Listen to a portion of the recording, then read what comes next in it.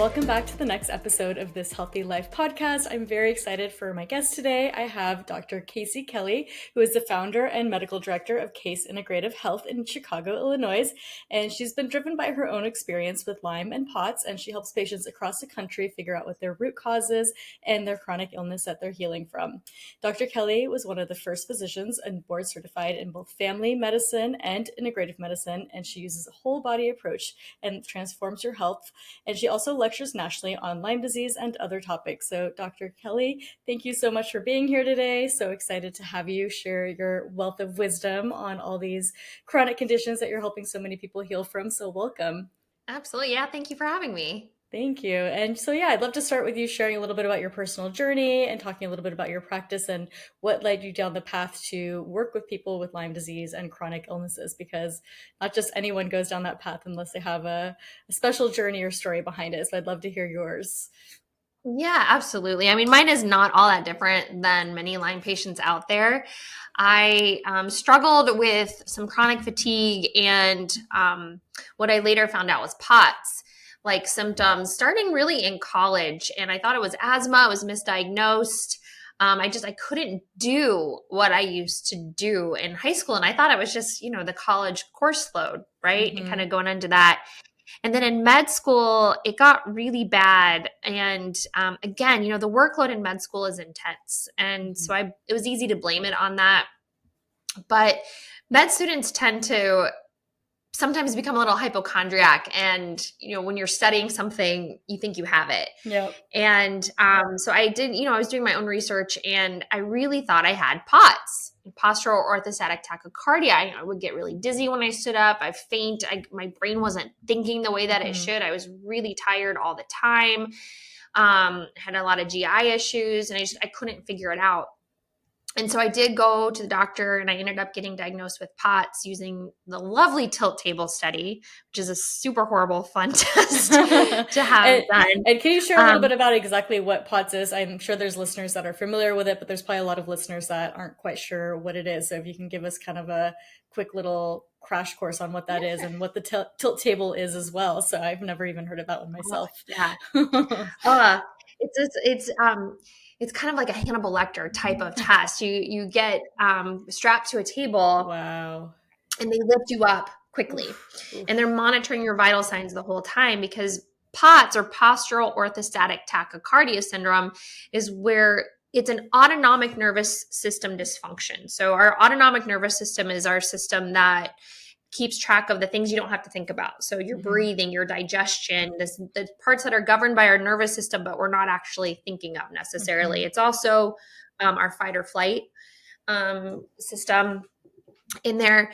And a normal working body, when you stand up, your blood pressure compensates and your heart rate compensates for that change in gravity. And it happens and you don't notice it. And everything rebalances. And with POTS, it's called orthostatic, because when you stand up, your blood pressure actually drops, and you feel faint and dizzy, and the tachycardia, your heart rate goes up. And that's a very, uncomfortable feeling. It feels like you're running a marathon because your heart's just like pounding and all you did was stand up. Yeah. That's all you did, And there's multiple different causes and things that lead to POTS. There's some studies about viruses being a cause of it. Bartonella has definitely been linked to it, which is a co-infection of Lyme disease. It's a tick-borne and vector-borne infection.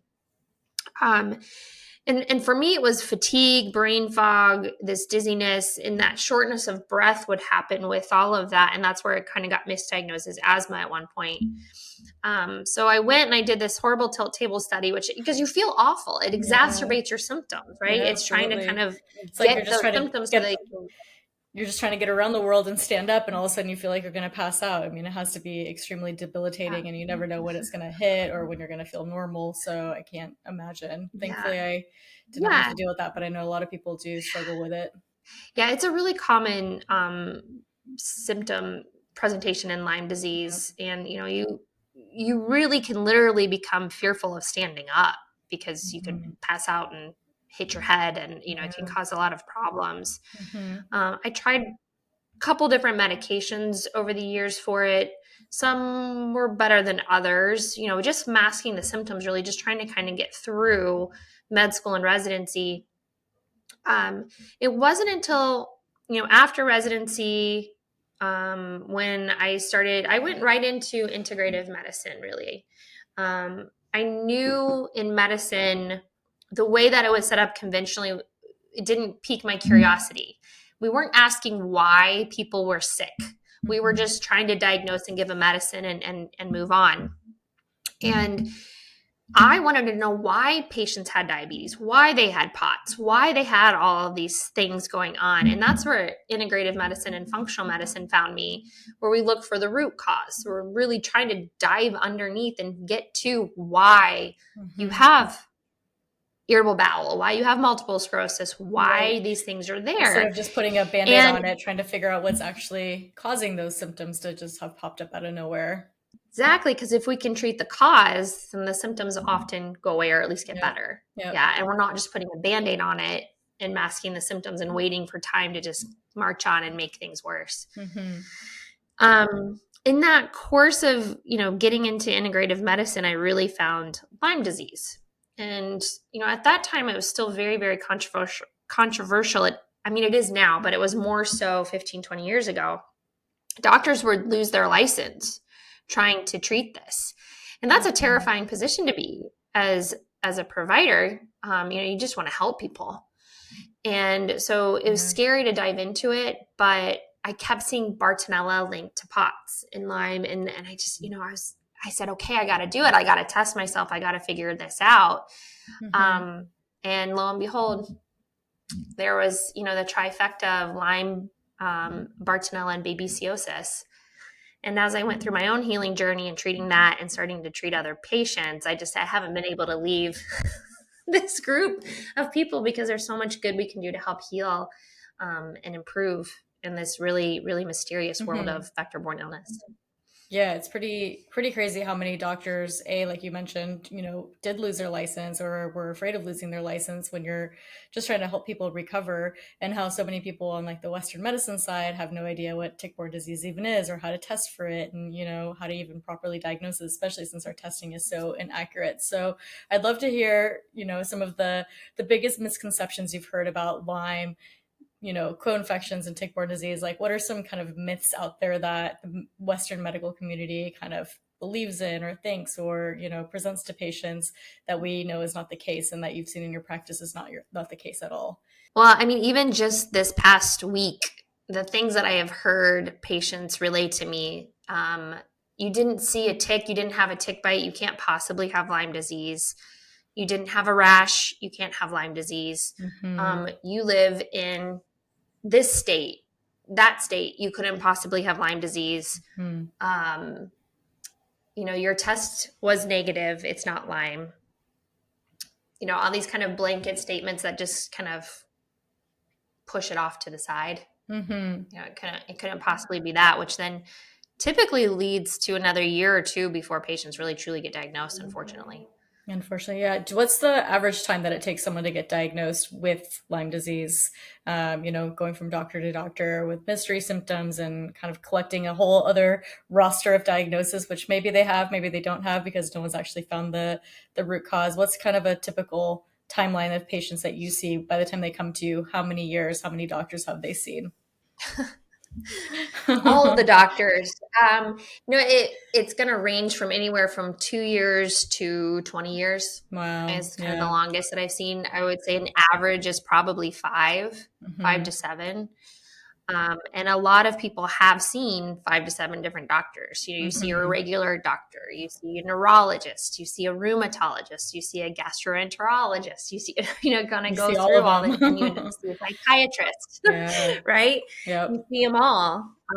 And luckily, you know, their workup usually doesn't find anything major, which is awesome, but it doesn't explain why you're still sick. And then I want to go back to POTS for a second here. So, you know, you seem to be doing really well now. You have your own medical practice. And do you still have issues with POTS, or what are some common treatments that you can do to help people with POTS so that they don't have so many swings with their blood pressure and maybe start to feel a little bit better? Does it not really resolve itself until you treat the underlying cause and treat the infections, or is it something that can start to resolve pre-treatment or, even without treatment before someone started their treatment?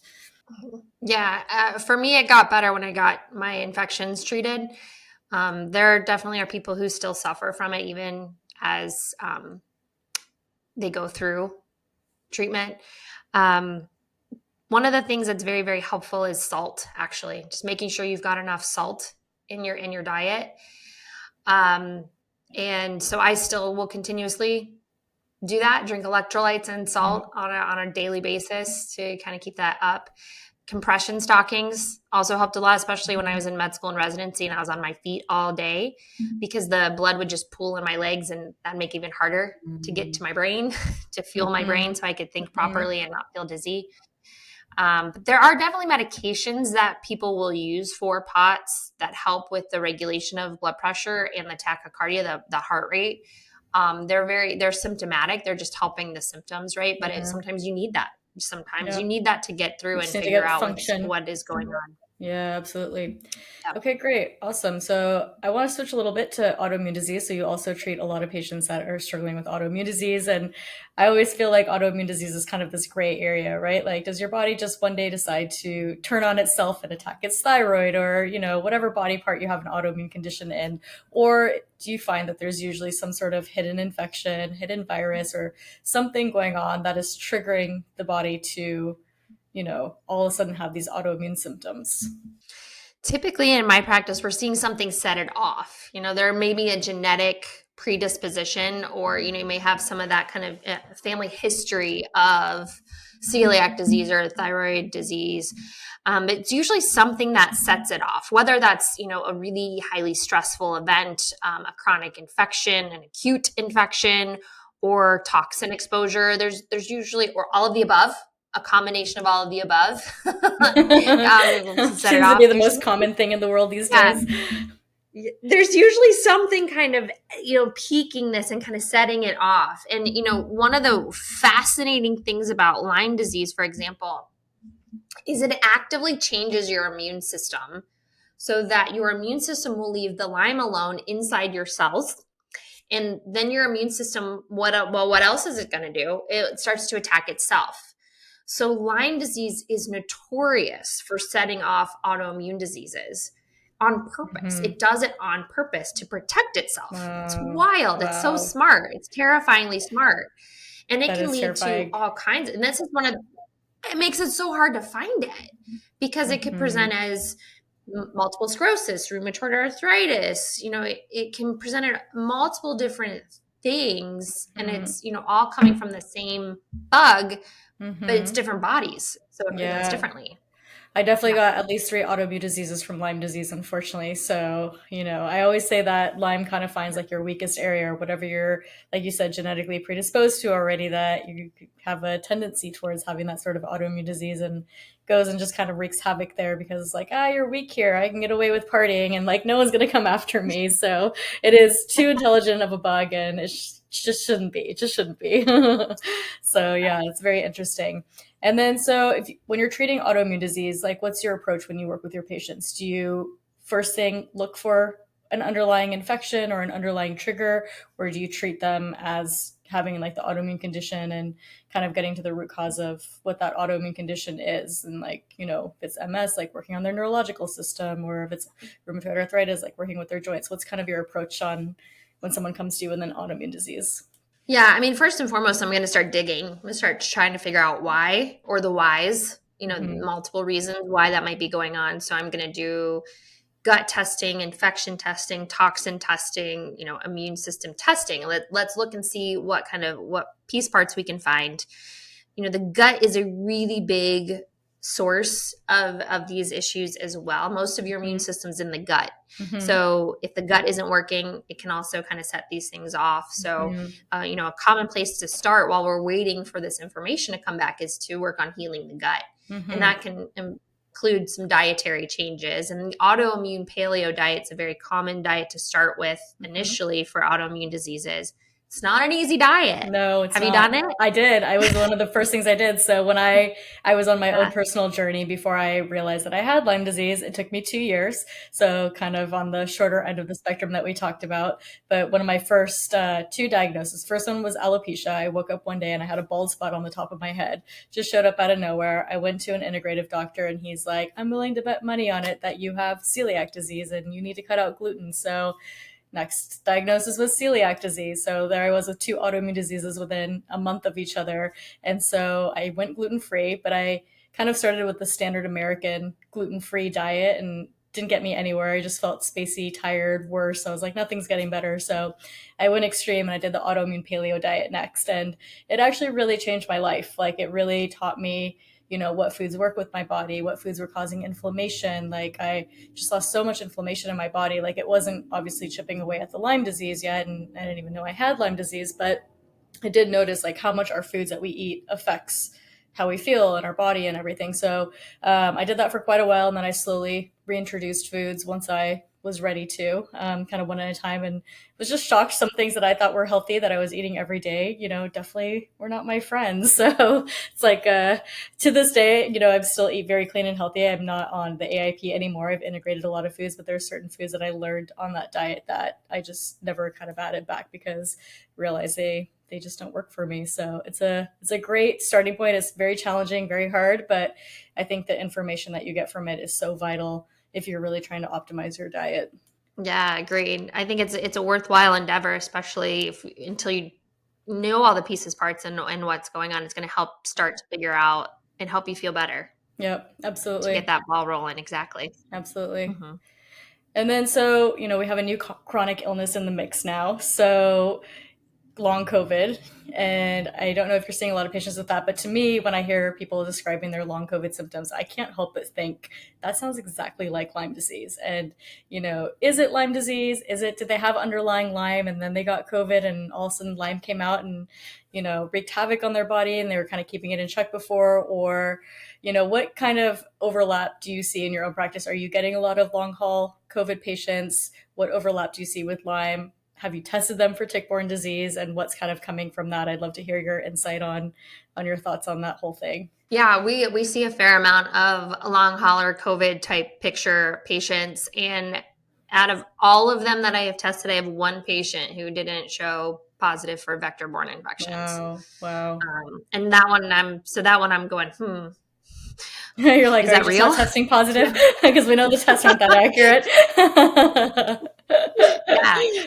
Yeah. So I'm seeing it, and I wonder how much of the population is really walking around with these infections and don't know it Yep, too. I think that's absolutely. probably a higher source or a higher population walking around with it and is not quote unquote sick with it. They're, maybe more tired or more achy and blaming work or getting older or what have you Exactly. as from their symptoms. So Hmm. that might be some of it, but yeah, no, I hear you. It's the same. I had the same thing. It's like, welcome to Lyme disease. Like, Right? this is what we've been saying, right? That's And it crazy. makes sense because they both flare the immune system. They create these cytokine storms, and once that train has left the station, it's really hard to wrangle back in. And so it makes sense that there's a big overlap between the two. And it actually is a good thing because it's, the long hauler COVID is helping us garner more and more excitement to study and learn more about Lyme as well. So I think it's a good thing in that sense. Yeah, that's great. And then so the patients that you did have that tested positive for tick-borne disease, once you started treating them, did a lot of their long haul symptoms start to kind of clear? So maybe activated Yes. Lyme, right? Yep. Yeah, it's so interesting.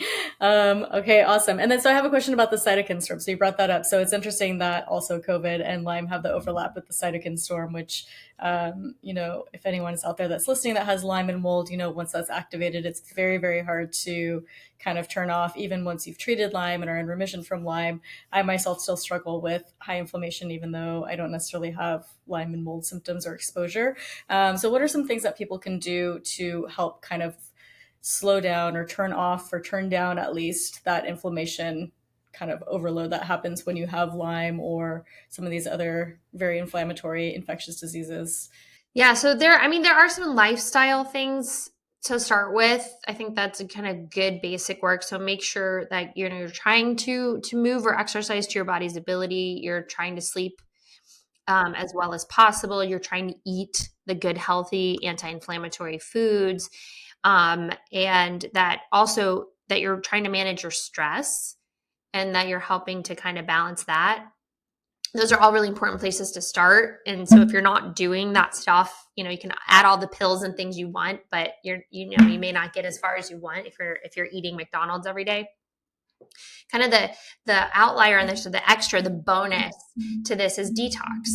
So most of us aren't detoxing very well. And every single Lyme patient that I've met has trouble detoxing. And it's not that our body can't, it's that it's overloaded, it's overwhelmed. Yeah.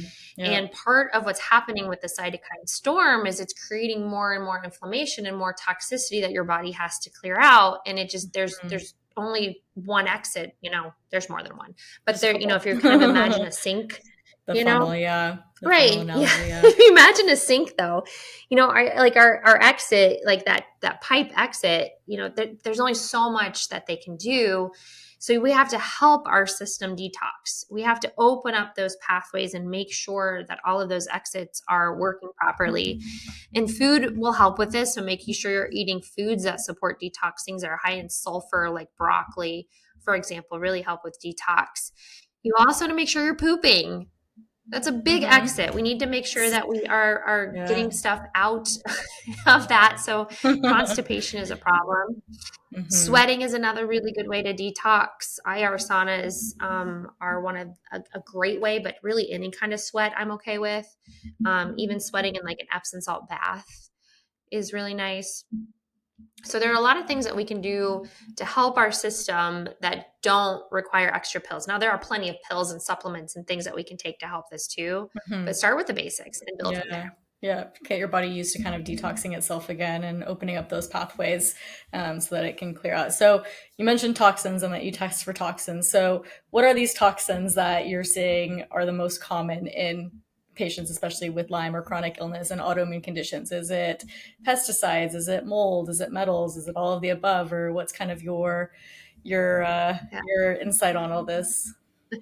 Yeah, I don't do like necessarily specific toxin testing as much anymore, mostly because it's expensive to test for it, and a lot of the treatments are the same. But there certainly is a lot of mold toxicity in wet buildings that create issues, metals, and then just living in a toxic world. So that includes things like pesticides and car fumes and other things. Where it's just we have to help our system kind of clear stuff out in that. So it's usually a combination kind of all of the above.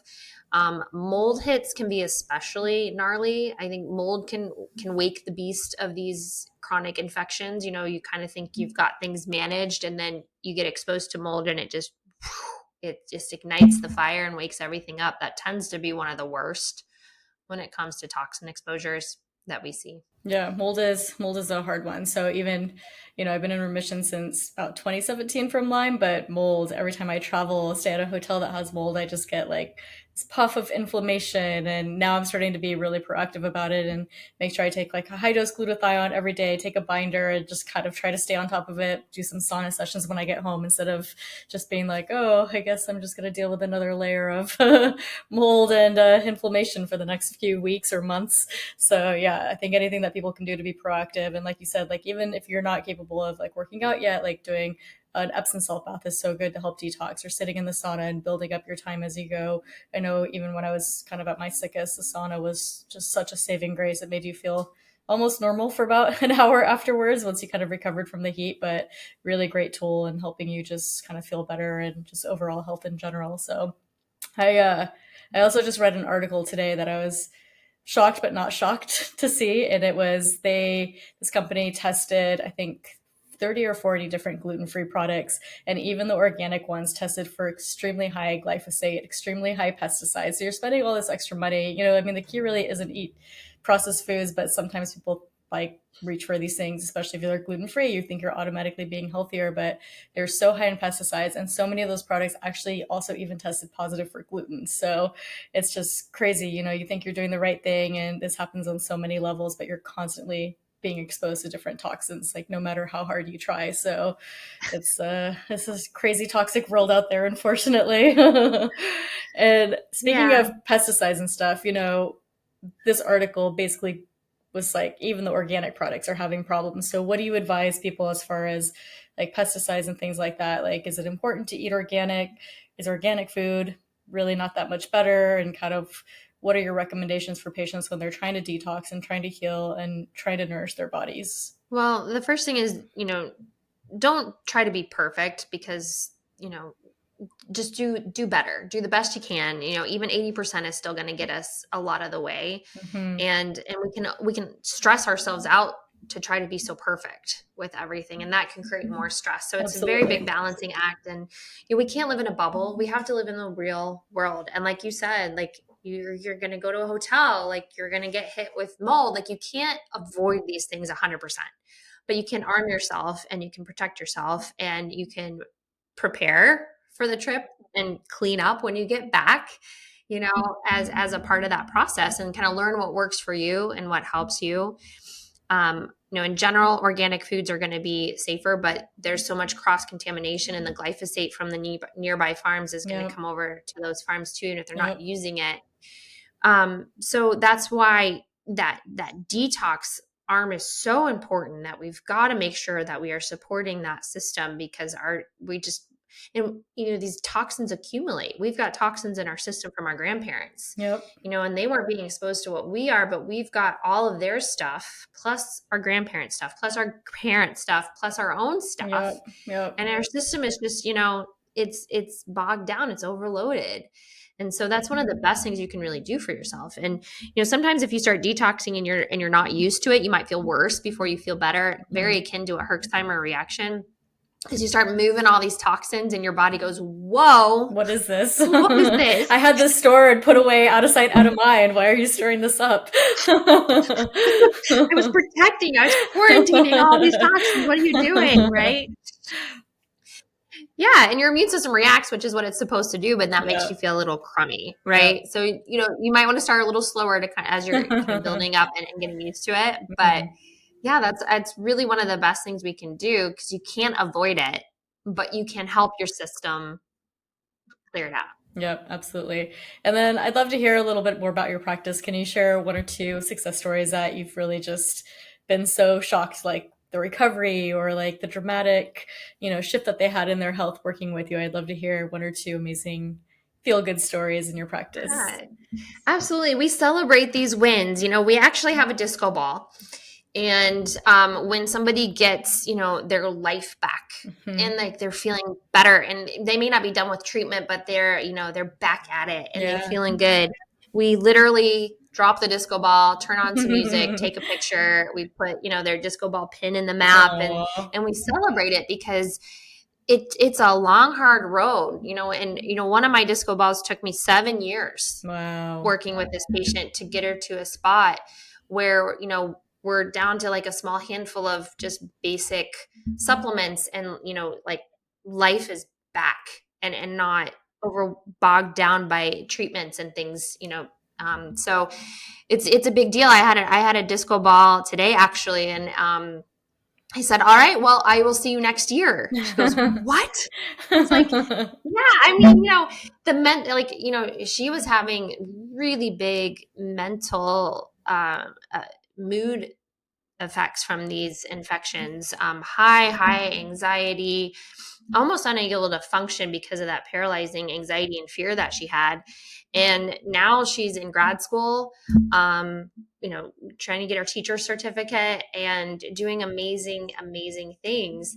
And it's really, really fun. That's why we do what we do here. So at Case Integrative Health, it's not just Lyme. Like, we deal with all kinds of integrative and complex issues, all across the board, but we do what we do for these disco balls. We do what we do to celebrate these wins. And, these patients like yourself who took 2 years to get diagnosed, and then it takes years to get through the treatment protocols. It's a victory. Absolutely. When we can do the things we want to do, even if that thing is just reading a book. having the mental capacity to read a book Yeah, for some people, that's a win. that is a win. I love that you And celebrate that too. That's so cool. yeah, it's the best. It makes my day. It really does. We take a picture. I celebrate all of it. And, there's it because this is hard. This chronic complex world is really, really hard. And it's hard for patients. It's hard for our team of providers. We want nothing more than for people to get better in 2 weeks and, I know, right? have If it everyone could be only be that miserable. But easy. If you only had to take exactly. 30 days of doxycycline and you're back to normal. Oh my gosh. Wouldn't it be If grand? only. And on that note, what do you think is kind of the future for Lyme? Do you think at some point we're going to have more accurate testing? Do you think we're going to have a cure for Lyme at some point? Or do you think it's such a complex disease with so many different symptoms and manifestations and co-infections that it's going to be hard to ever have a cure per se? Yeah, I still think remission is probably a better word than cure. Mm-hmm. And to try to waste, maybe not waste is the right word, but spend too much energy trying to eradicate every single last spirochete from your system is futile. And that's, again, we can't live in a bubble. Yep. But we can get it to a spot where it's not bugging us. It's not making us sick. Mm-hmm. It's just hanging out. And we're friends. We figured this out. We're figuring out how to cohabitate and figure this out and have a good, healthy relationship and get to enjoy life again and all the wonderful things. But what I want and what I'm seeing, starting to kind of brew in the research side of things is one, better testing. We've got to have better testing. We've got to be able to figure out, is it active? Is it not? When we're done with treatment, what the co-infections are. We need more black and white, data to be able to figure that out. And there, in the new treatments, there are some treatments, being studied right now, into human studies now that really do, in theory and in animal models, do a good job of really kind of knocking out the Borrelia in a very non-toxic, safe way for the rest of the cells in the system. So there's some really, really cool things coming. So hopefully something that will target all the co-infections too, because I feel like there's, every few years a new co-infection coming out too that we didn't even know about, or so many strains of Lyme and Borrelia. It's like you got to get ahead of it instead of just kind of chasing behind it. So hopefully one of these days, hopefully while we're still alive, we can see people heal from it. So awesome. Well, Dr. Kelley, Absolutely. thank you so much. I mean, sorry, yeah, I think we have thank you for having me. Yeah, thank you so much. It's been great having you. If people want to find more about your practice or work with you, you're in the Chicago area. Do you work with patients just locally, or do you work with people remotely as well? Or tell us a little bit about your practice and how someone can work with you. Yeah, we are located in Chicago. We've got 2 offices in the Chicagoland area. Give us a call. Yeah, we do need to work with patients here in Illinois. So you get to come in and see us on a pretty regular basis to make sure that we're monitoring you properly and giving the best medical care that we can. I have a team of physician assistants and other physicians as well who work really tirelessly and are really devoted to helping people heal and get more disco balls into this world. I love that. We need a lot more for sure.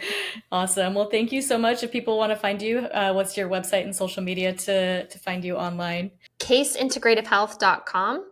And you can find us on Instagram and Facebook at Case Integrative Health. Awesome. And we'll link to it in the show notes as well so everyone can find you. So amazing. Thank you so much for joining us today. Yes, thank you for having me. And congrats to you and your health and all the things you've done to get to where you are. Thank you. I appreciate that.